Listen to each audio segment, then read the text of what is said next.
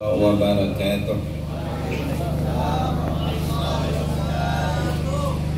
Alhamdulillah wassalatu wassalamu ala rasulillah Muhammad ibn Abdillah wa ala alihi wa sahbihi wa man wala. Rabbi shrah li sadri wa yassir li amri wahlul 'uqdatam min lisani yafqahu qawli wasaddid lisani wahdi qalbi bihaqqi nabiyyika sayyidina Muhammadin sallallahu alaihi wasallam. Subhanaka la ilma lana illa ma 'allamtana innaka antal alimul hakim. Amma ba'd. Yang sama-sama kita hormati para pendiri, ketua, begitu juga segenap anggota daripada Yayasan Cahaya Limo Pusako yang malam ini barusan tadi diresmikan, resmian yayasan atau gedungnya atau kedua-dua. Itu juga para orang tua kita, ada ketua RT juga ikut hadir bersama kita, kaum muslimin muslimat, adik-adik kita dari panti asuhan juga ikut hadir. Alhamdulillah, puji syukur kepada Allah Subhanahu wa taala. Semoga selalu memotivasi kita untuk membuktikan syukur tersebut, karena syukur itu simpelnya ulama mengatakan semakin tambah nikmatnya, semakin tambah ibadahnya, semakin kurang maksiatnya. Yang itu dikatakan la in syakartum la azidannakum. Kalau kalian tambah, kalau kalian bersyukur, bahkan aku tambah nikmatku. Wala in kafartum inna adzabi lasyadid. Kalau kalian kufur, berarti dikasih nikmat cuman tidak disyukuri, dikasihkan sehat tidak digunakan secara produktif untuk hal-hal yang positif di dalam kacamata agama. Begitu juga dikasih nikmat umur, kesempatan untuk masih bisa hidup, maka ancamannya wala in kafartum inna adzabi lasyadid. Apabila kalian kufur, maka azabku begitu pedih. Semoga kita dijadikan Allah hamba-hambanya yang bersyukur, karena kabarnya di dalam Al-Quran Allah mengabarkan wa qalilun min ibadiy syakur, dan sedikit dari hamba-hambaku yang bersyukur. Semoga kita dimasukkan dari golongan yang sedikit tersebut. Salawat teriring salam semoga tidak hanya pemanis di dalam setiap orasi dan kata sambutan, akan tetapi itu benar-benar yang menjadi hidup kita manis, yang mendatangkan cinta ke dalam hati kita. Nabi bersabda, man ahabba syai'an aktsara min dzikri. Barang siapa yang cinta kepada sesuatu, dia akan banyak menyebutnya, karena itu yang ada di pikiran, yang ada di dalam hatinya. Hati selalu merespon ke pikiran, suruh sebut itu terus. Jadi otak memerintahkan lisan untuk menyebutkan yang dia cintai. Bukti kecintaan kepada Nabi Muhammad sallallahu alaihi wasallam adalah aktsara min dzikri. Sholawat ini kita udah sering dengar ya dari para penceramah, para ulama, para ustadz menjelaskan tentang keutamaannya. Banyak di dalam hadis. Sampai-sampai ada suatu ketika orang dari Madinah menelpon salah satu syekh di Azhar Syarif di Mesir. Telepon, Syekh, saya ada pertanyaan tadi diskusi sama teman, mana yang afdal, sholawat atau baca Al-Quran, membaca sholawat atau membaca Al-Quran. Kata Syekh, kalau kita mau cari, kalau mau mengetahui mana afdoliyahnya, harus didatangkan dan disandingkan dalil-dalil yang warid di dalamnya. Jadi beliau menjawab, kalau dari segi zatnya, kalamullah la yu'adiluhu sairul kalam. Firman Allah itu tidak ada pun satu perkataan apapun yang sebanding dengan firman Allah. Bahkan rukun iman yang keempat mengimani, yang ketiga adalah beriman kepada kitab-kitabnya Allah, yang semua itu adalah kalamallahul bidin. Itu menjadi rukun iman, itulah tidak diragukan. Adapun sholawat adalah min insya'il bashar, manusia yang mengucapkan, itu kalamul bashar. Akan tetapi kalau dari segi pahalanya harus kita bandingkan dalil yang warid di dalamnya. Coba kita ambil satu hadis yang warid di dalam keutamaan membaca Al-Quran. Dalam hadis, man qara'a harfan min kitabillah falahu asyru hasanah. Falahu asyru hasanah. Barang siapa yang membaca satu huruf dari Al-Quran, maka dia akan memperoleh 10 kebaikan. Wala aqulu alif lam mim harfan, aku tidak mengatakan alif lam mim itu satu huruf, walakin aliful harf wal lam harf wal mim harf. Kan tetapi alif itu satu huruf, lam satu huruf, mim satu huruf, 30 kebaikan satu kali baca. Coba kita munculkan pula hadis tentang keutamaan bersolawat. Dalam hadis, man shalla alayya salatan wahidah sallallahu alaihi biha asyrat. Barang siapa yang bersolawat kepadaku satu kali solawat, maka Allah akan bersolawat kepada dirinya 10 kali. Ulama itu sering jelasin di dalam kitabnya, kalau solawat Allah itu artinya rahmat, kalau solawat malaikat itu artinya istighfar, memohonkan ampun. Disebut dalam hadis, barang siapa yang menuntut ilmu, maka malaikat memohonkan ampun. Bahkan semua binatang yang ada di laut memohonkan ampun kepada dirinya. Bahkan dalam satu hadis diriwayatkan, orang yang terus menuntut ilmu agama, menggali, mempelajari, dan selalu ingin mengamalkan sampai dia mati. Sampai dia mati pun solawatnya para malaikat dan semua makhluk yang ada di lautan itu masih terus berlanjut sampai hari kiamat. Baik. Kemudian Syekh itu mengatakan, satu solawat Allah aja udah menutupin semua kebutuhan yang kita kebutuhkan di dalam kebutuhan hidup kita.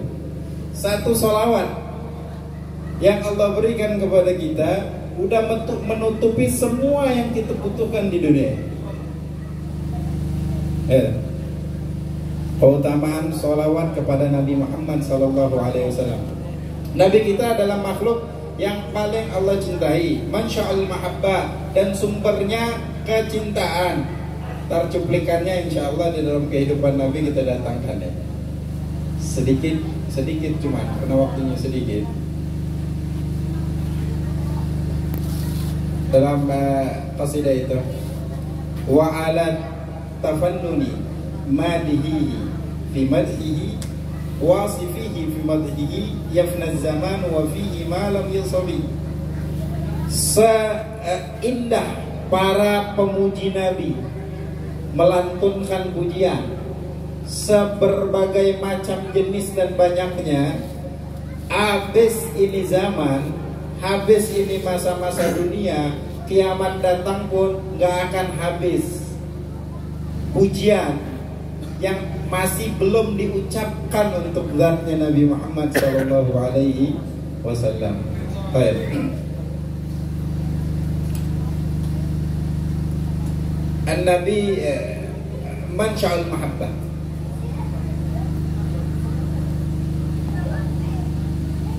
Jadi kecintaan datang dari Nabi.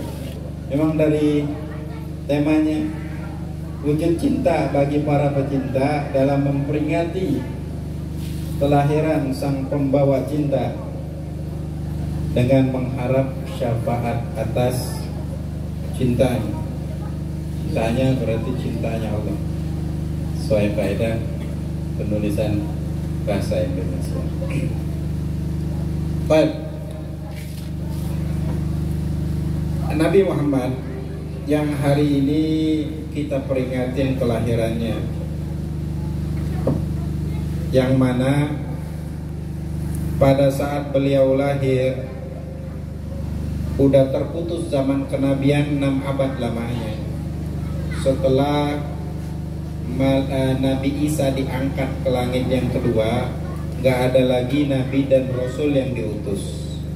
Ada sebagian pendapat ada 4 nabi aja, cuman bukan rasul. Bedanya nabi dan rasul, nabi itu diwahyukan untuk dirinya pribadi. Jadi segala jenis perintahnya cuman wajib dia ngamalkan. Makanya nabi itu tidak bersifat tabligh. Beda rasul. Rasul itu diwahyukan kepadanya wa umira bitablighi, diperintahkan, diwajibkan untuk menyampaikannya. Setiap rasul pasti nabi, tidak setiap nabi diangkat menjadi rasul. Jumlah nabi itu dikatakan ada 124.000 nabi. Sedangkan rasul cuma 313 atau 315 saja. Enggak banyak. Jadi ketika nabi, sebelum nabi dilahirkan, bayangkan 600 tahun lamanya umat ini tanpa nabi, umat manusia tanpa nabi, ibarat binatang tanpa gembala. Jadi arah kehidupannya, pemikirannya itu tergantung angin yang masuk ke dalam otaknya yang mengiringnya mau berbuat apa.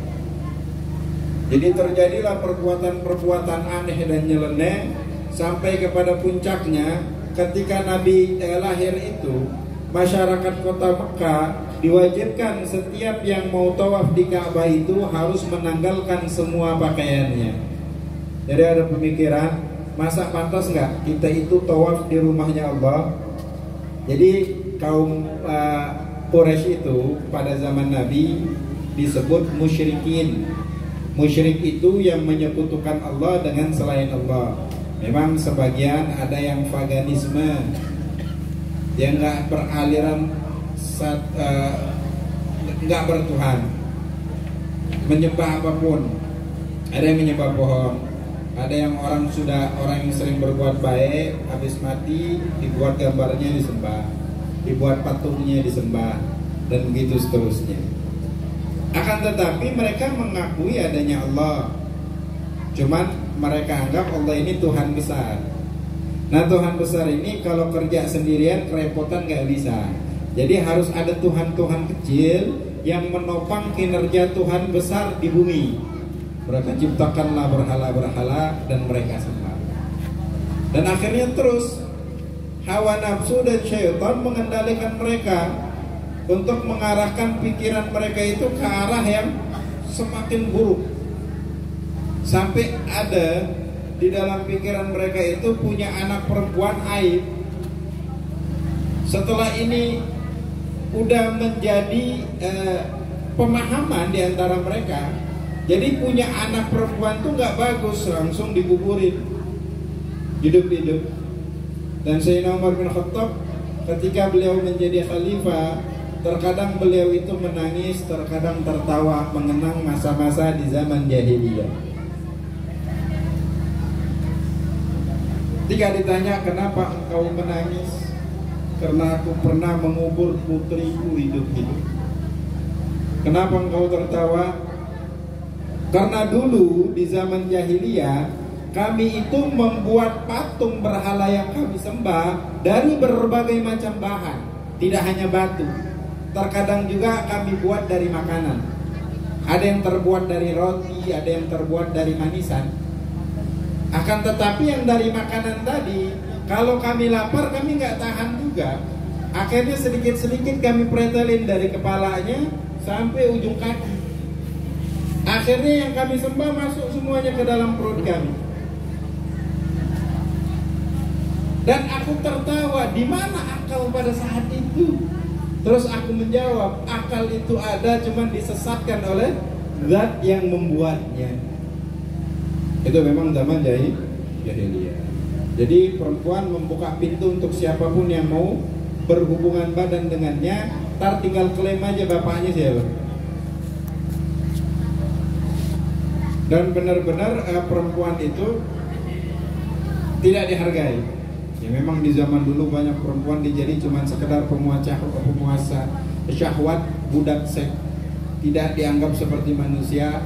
Di dalam Islam lah perempuan itu diangkat harkat, derajat dan martabatnya. Sampai-sampai berbicara dengan yang bukan mahramnya itu nggak boleh. Kalau bukan ada keperluan tertentu. Ketika haid di zaman jahiliyah, perempuan itu diusir dari rumah sama suami, nggak boleh tinggal di rumah. Sudah suci dari haid baru kembali.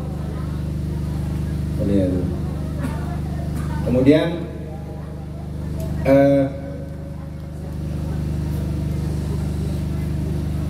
banyak etika yang merendahkan perempuan di masa jahiliyah. Datang Islam dengan membawakan dinul mahabbah di situ, agama yang menanamkan kecintaan. Jadi kalau Nabi sumbernya kecintaan, memang Nabi itu mempunyai kecintaan yang begitu besar kepada siapapun. Makanya sosoknya Nabi Muhammad itu adalah sosok yang dieluh-eluhkan masyarakat Quraisy pada saat itu. Karena pasca wafat datuknya Nabi Abdul Muttalib, tidak ada sosok yang mempunyai ketokohan yang begitu kuat, yang karismatik seperti Abdul Muttalib, yang mempunyai relasi begitu luas dengan dunia luar, dan mempunyai kekuatan pemikiran dan sifat idealisme yang begitu tinggi. Jadi ketika Abraham mau menyerang Ka'bah, kata Abdul Muttalib, kalian bawa harta kalian naik ke gunung, ambil. Jadi Abraham panggil utusan, loh kenapa kalian gak ada yang jaga Ka'bah kalian? Itu Ka'bah rumahnya Allah, biar Allah yang jaga. Ini harta kami gak ada yang jaga, kami jaga harta kami aja. Kalau rumahnya ntar Allah yang akan jaga. Akhirnya diutus burung ababil. Jadi ada kekuatan pemikiran yang begitu kuat. Nah, pasca wafatnya Abdul Muttalib, nggak ada lagi tokoh yang seperti beliau, paket komplit. Akan tetapi masyarakat Quraisy mengamati karena di anaknya nggak ada sifat yang dimiliki Abdul Muttalib, dia lihat di cucunya yang terlahir dalam keadaan yatim, yang diberi nama Muhammad. Muhammad itu penamaan dari para nabi yang datang di 9 bulan dari kelahiran ibundanya Nabi. Tiap malam mimpi para nabi, pesan terakhir kasih nama Muhammad. Dalam sejarah yang memberi namanya adalah datuknya. Riwayat lain ibunya, kata ulama datuknya yang mendeklarasikannya, yang meresmikannya, akan tetapi atas permintaan ibundanya Nabi. Jadi ada ulama